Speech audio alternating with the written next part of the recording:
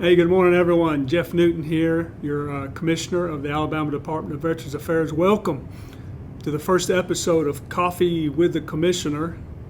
If you're wondering how I got the nickname Fig, well, you can put it together, Fig Newton. That was my nickname call sign in my previous military career, and some of my friends still call me Fig. And grab yourself a cup of coffee and let's talk. Hey, I wanted to spend this first episode to just kind of give you a little bit about my background, and so you have an opportunity to get to know who I am. And so we've got several things that I'm sure you'd like to know about me, starting with this coffee cup. You know, this goes back. This coffee cup is 42 years old, and when I was a young enlisted airman, I deployed to RAF Alconbury, England, to assist them with a project.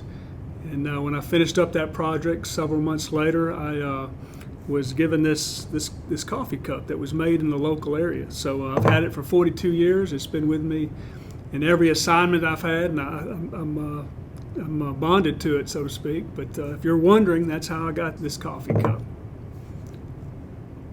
Now, can you tell us a little bit about your service background and what first brought you to join the military? Yeah, so what first brought me to join the military was an inspiration from my dad. He was United States Air Force during the Korean War, and that he inspired me throughout my younger years. But as I was going through high school, my senior high school Algebra 2 teacher, Lieutenant Colonel Sam Sox, who was an F-4 pilot, a Vietnam War hero who punched out over Vietnam and was rescued. He encouraged me to go down and see the recruiter. Apparently he saw something in me, and I joined the military, yeah.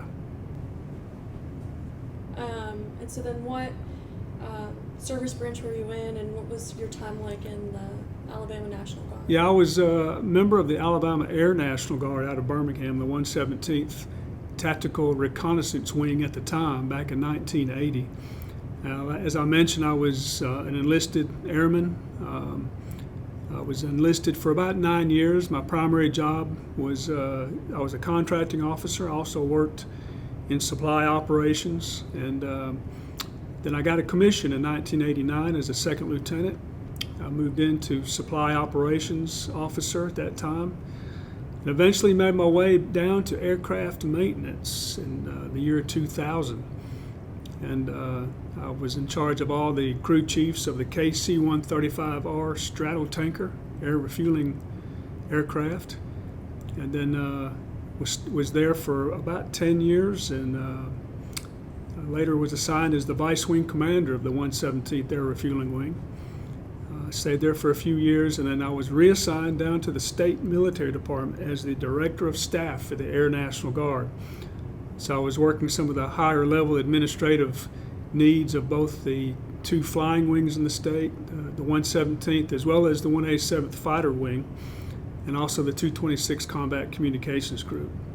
And then finally, my last assignment, I got promoted to Brigadier General and assigned as Director of the Joint Staff, working for our Adjutant General at the time, Major General Cheryl Gordon. And then one day after I retired, I was hired into this agency, so I didn't have any time for a transition, but just a wonderful, wonderful divine intervention. The next day I was hired into this job, and I thoroughly enjoy my job taking care of veterans. So I wanted to ask you about your bugling and talk a little bit on that as well. So my bugle here. So back in 1973, y'all see this bugle here. This is the original bugle my parents got me for Christmas that year, and it's an official Boy Scout bugle. So this baby is probably 52 years old. Still looks brand new, but I was assigned as the official bugler for the Boy Scouts of America in the Birmingham area, and that's how I got my start. Later, after that, after I got out of the Boy Scouts, I went into the Irwin Eagle High School Marching Band playing the trumpet. So I was prepared to do that, starting with my practice with the bugle. So played trumpet for several years in high school. And after I joined the military, the Air Force and the Air National Guard, they found out that I play the bugle, the trumpet, and next thing I know, I'm on the base honor guard team playing taps at military funerals up through my rank of 06. And then even now, I continue to play at different events when I'm called upon and when I have the time. But I enjoy playing, and it's just something that's just a little small way for me to give back. I'm an official bugler, so I got all the different bugle songs memorized, so it's a lot of fun. As the commissioner of the ADVA, what is your responsibility? Well, my responsibilities as commissioner is really, we've got 5 major programs that I'm responsible for. First of all, I'm responsible to the governor. I'm the recently appointed member of her cabinet, effective last March. But my responsibilities include our primary mission in the state is our veteran service officers that are state accredited veteran service officers throughout the state and many of our counties. We're in 62 out of 67 counties. And we're about to open up another office in Colbert County and soon a second office in Shelby County. But our primary core mission with our veteran service officers is to ensure that you are receiving those benefits from the Federal Veterans Administration. And it's a big job. We have about 80 to 85 service officers throughout the state. They are dual accredited with the American Legion as well as the VFW. So our veterans are well taken care of throughout our state.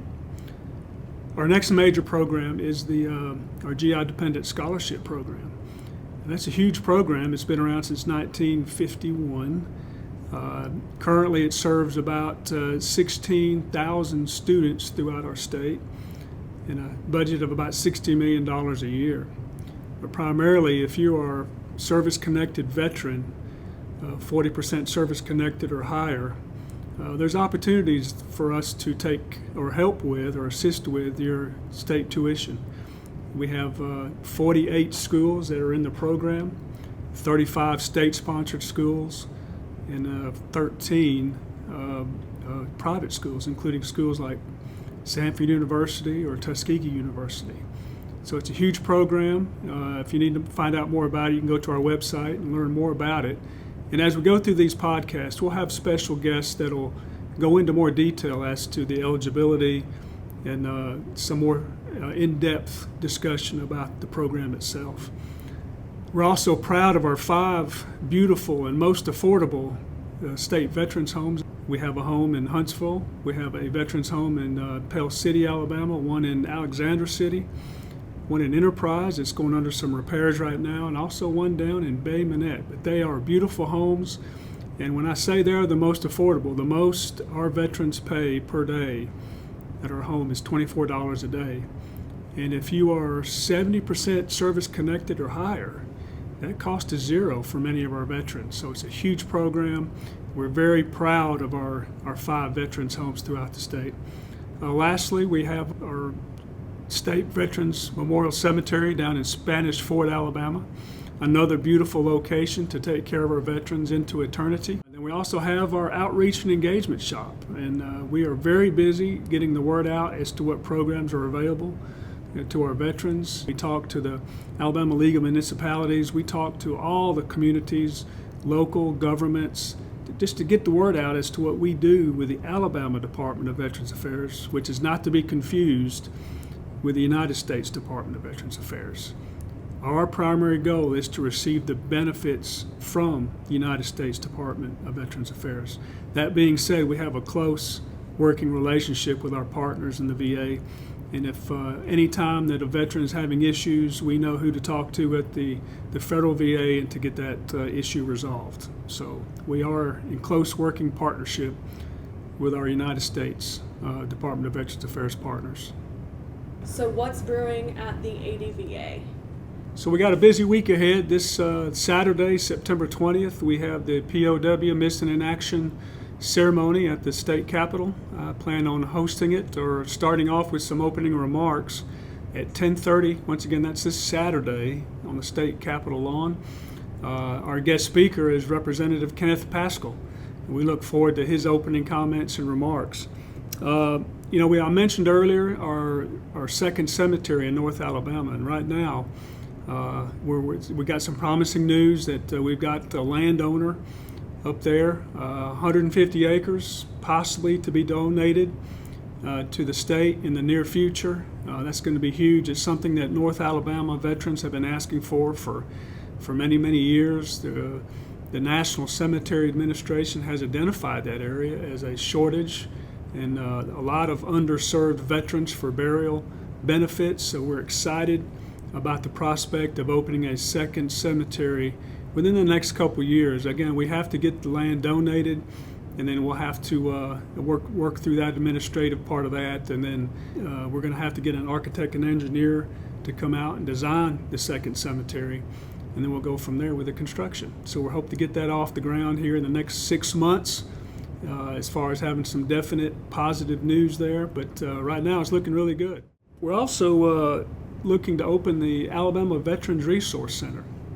That was some legislation that was passed this last year, and the whole idea is to develop this site. It's a public-private setup where, when a veteran gets out of the military, they go through the Transition Assistance Program, and as you know, it's about a 5-day program where they fire hose you with a lot of information, then they send you on your way and wish you good luck.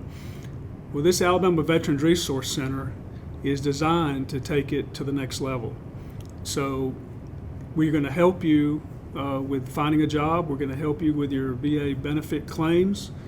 We're going to also take care of you if you have any kind of mental health crisis going on. So we'll have some counselors available to help you through whatever issue that you have. And the whole idea is if we get the transition right between the military service and civilian world, I think hopefully we can reduce the amount of issues that we have. And I know it won't reduce all of it, but it'll help get our veterans into the civilian world a lot easier than what they're going through right now. So that's what we're hoping for. That's the ultimate goal, is to reduce our veteran suicide rate, to reduce veterans' mental health issues by providing employment right up front, and then providing them with assistance with their claims and get started on the right foot. So that's the whole idea with the Veterans Resource Center. Next, and we'll talk about this in another podcast, is we're very excited. It's our 80th anniversary coming up, October 10th. So 1945 is when our agency got kicked off. We actually started a little prior to that. It wasn't a full recognized state agency at that time, but we started in 1927 with one state veterans service officer, and that has grown into the agency that we have today. So once again, October 10th is our 80th anniversary. We'll be doing that down at the RSA Activity Center down on Dexter Avenue, and we'll have about 200 people attending that big event. So we're looking forward to that. But we'll talk about more of that in the next podcast. So September is known as the National Suicide Prevention Month. And we here at the Alabama Department of Veterans Affairs, we recognize that through Operation We Remember, where we recognized this year, or 2023, the 139 veterans that took their life. And each year we go out and we work with the different communities, the different secondary schools and different communities to participate in this program, where we place 139 flags in a prominent area where the rest of the community and our citizens can see what's going on. So this year we had 175 participants, and that's more than ever. And this was a program, Operation We Remember, that was the brainchild of our very own Sissy Louise Moore, who thought of this 3 or 4 years ago, and it has continued to grow. And we can't thank our communities, all of our partners that have shown support for this program. And this particular year, for sure, we've seen so many pictures of the different communities and all the veterans coming together to place these flags in prominent areas. So we're very proud to participate. Operation We Remember is going to continue to grow throughout the year. And again, it just brings awareness to the ongoing problem that we have with veteran suicide. And it's something that we're always going to be looking at and providing awareness, and to reach reach out to our veterans to let them know that, hey, it's okay to reach out and ask for help. And that's our message, and we look forward to participating and to promoting this Operation We Remember each year. What does this podcast mean to you, / what can we expect from this podcast? So the whole purpose behind the Coffee with the Commissioner is to ensure that you're getting all the latest information about our department, what's going on in Veterans Affairs. And, throughout these next several podcasts, we'll have some special guests that'll come in and, we'll talk, we'll deep dive into some of our major programs like our veterans homes, our state cemetery. We'll also bring in some special guests like from mental health, and we'll talk about some of the issues with mental health and maybe some other topics that are hot with the VA or with you out in the community. So if you want to go to our website, we'll have an option for you to ask questions or to maybe suggest some agenda items for us to discuss.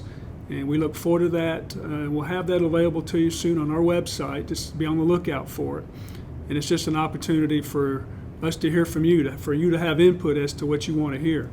And I look forward to the next several podcasts. The next podcast that's set up is with our Deputy Commissioner, Mrs. Sandra Lucas, and we're going to talk about the upcoming 80th anniversary of the Alabama Department of Veterans Affairs. So we're looking forward to that. Once again, that is October 10th of 2025. We're celebrating 80 years of service to our 400,000 veterans in the state of Alabama. Thank you.